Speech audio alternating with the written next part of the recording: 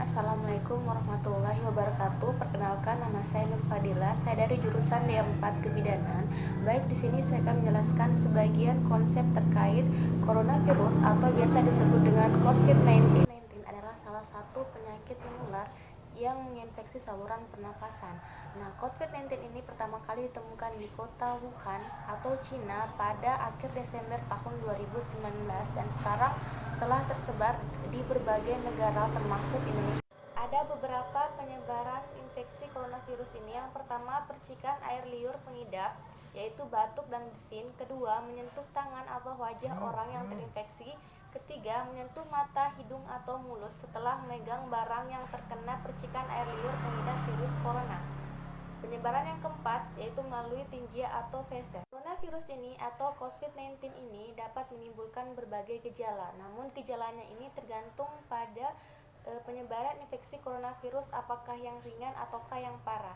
Nah, apabila yang ringan biasanya menimbulkan gejala hidung beringus, sakit kepala, batuk, sakit tenggorokan, demam, merasa tidak enak badan. Antara gejala pada coronavirus yang parah yaitu yang pertama, demam yang mungkin cukup tinggi bila pasien mengidap pneumonia. Yang kedua, batuk dengan lendir. Ketiga, sesak napas. Yang keempat, nyeri dada atau sesak saat bernapas dan batuk. Itu merupakan gejala-gejala pada coronavirus. Ada beberapa upaya yang dapat kita lakukan dalam pencegahan penularan coronavirus ini atau COVID-19. Yang pertama, seringlah mencuci tangan dengan sabun dan air selama 20 detik hingga bersih. Yang kedua, hindari menyentuh wajah, hidung, atau mulut saat tangan dan keadaan kotor atau belum dicuci. Hindari kontak langsung atau berdekatan dengan orang yang sakit. Hindari menyentuh hewan atau unggas liar. Membersihkan dan mensterilkan permukaan benda yang sering digunakan. Tutup hidung dan mulut ketika bersin atau batuk dengan tisu. Kemudian buanglah tisu dan cuci tangan hingga bersih. Jangan keluar rumah atau dalam keadaan sakit. Mengikuti isolasi yang seperti diperintahkan oleh pemerintah saat ini. Itu merupakan upaya yang harus dilakukan dalam menghindari penyebaran virus corona. Coronavirus atau COVID-19 ini memiliki dampak negatif dan dampak positif, di mana dampak negatifnya dapat menambah angka kematian dan kesakitan pada suatu daerah. Yang kedua, dapat mempengaruhi perekonomian negara. Yang ketiga, dapat menghambat proses pengakses internet. Yang keempat, dapat menghambat proses pembelajaran seperti saat ini.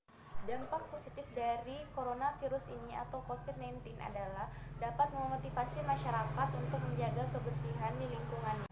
Menjaga kebersihan diri seperti mencuci tangan dengan bersih. Peran bidan dalam coronavirus ini atau COVID-19 ini adalah melakukan penyebaran promosi kesehatan terkait pengenalan gejala atau cara menghindari coronavirus ini melalui media yang sering digunakan oleh masyarakat. Bantu tenaga medis dalam menangani upaya penyebaran coronavirus ini. Baiklah, itulah tadi konsep terkait coronavirus. Semoga bermanfaat bagi kita semua.